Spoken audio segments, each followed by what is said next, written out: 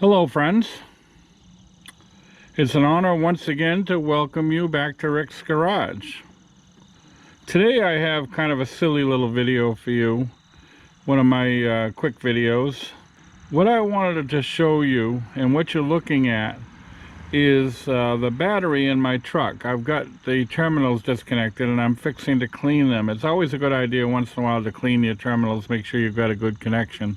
When you go out on the road and you find a car won't start, lots of times, not every time, but lots of times it's just a corroded or a loose battery terminal. Now, what I wanted to show you and talk to you about is these little tools here.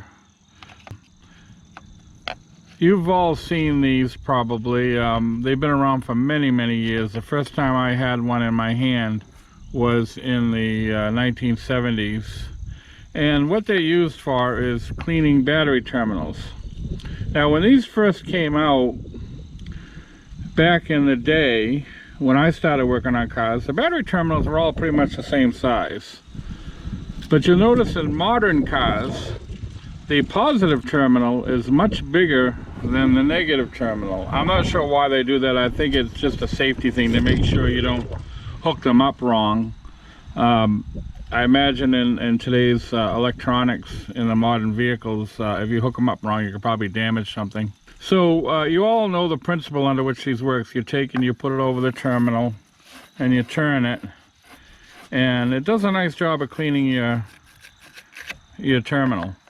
The problem is that being that the positive terminal is much bigger, the wire brush inside is going to wear to the size of the big terminal. So when you go to do your little terminal, it hardly touches it. Doesn't do a thing. So I don't know why they haven't adjusted these. Maybe have one with a thing on each side so you can clean the two different sizes. But what I've come up with to solve this problem is I've got two of these that I keep in my garage, and I've got one that I painted black and one that I painted red.